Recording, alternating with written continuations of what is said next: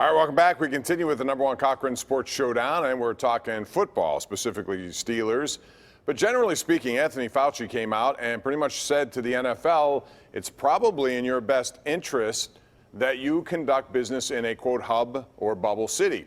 Rich, that's not what the NFL wants to do. They want to have games in their own stadiums. They are hopeful at the end of the year they'll get crowds in those stadiums. But what's your thought about whether or not they can get through an entire season without being in one of these so-called bubbles? Yeah, this is a tough one because we don't know. I think the NFL is determined to play, and I think they're determined to play in their own cities. And if they have to start the season without fans, I think that's what's going to happen. But I know the NFL wants to have fans at some point and thinks that that's a real possibility, especially because they're selling tickets. So I think the one thing is the NFL is determined to play. So I think they're going to figure something out and try to do whatever they can to get the game going this fall. Well, they can't put 32 teams, Bob, in one place because it just isn't practical. There are too many players on each roster, too many coaches, too many training staff, front office. It won't work. So they're going to have to play in either empty or semi-empty stadiums. I thought what Cam Hayward said, and I think when Cam Hayward talks, I listen. He's one of the most articulate, one of the most intelligent veteran players in the entire NFL, not just the Steelers. Guys, he didn't sound to me like he was 100% committed to playing this year. I don't know if you heard the same thing. Yep. When I hear him talking about asthma, and he said, I'll take care of myself, but I'm concerned about the people around me. Wow. I heard that, and I said, yeah, you got guys like Maurkice Pouncey who are like, I won't get sick, or if I do, it's not a big deal. I don't think it's 100% of the players and workforce that wants to go out there and play right now, and it'll be interesting to see what happens to certain guys if they say, you know what, it's not in my best interest to play this year. It's too big of a risk. Hopefully by September we have some kind of better treatment, right? I mean, it doesn't look like we're going to have a vaccine. We're probably not going to have a vaccine until 2021 or right before 2021. But hopefully we have a better treatment and a better handle on this virus, and maybe it'll make it easier for guys want to play, and fans may be coming to games, even if it's only 25-30%. Yeah, vaccine or no vaccine, though, this thing's going to be around just like every one of these other viruses.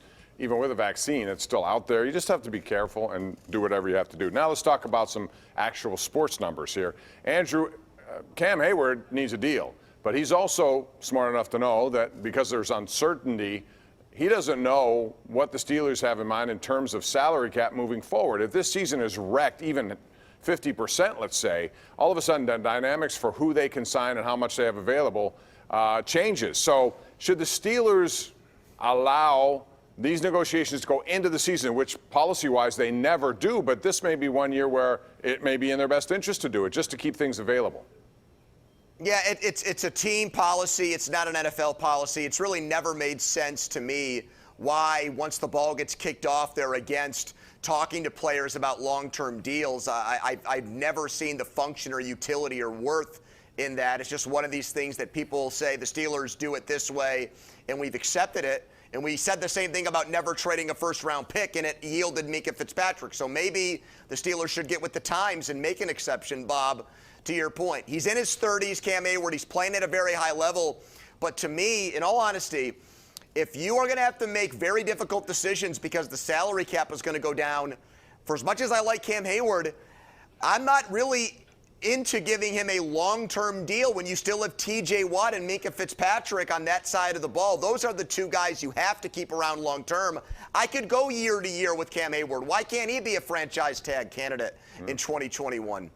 Well, I mean, we have a lot of time here. I mean, time is on our side. So we get into August during training camp.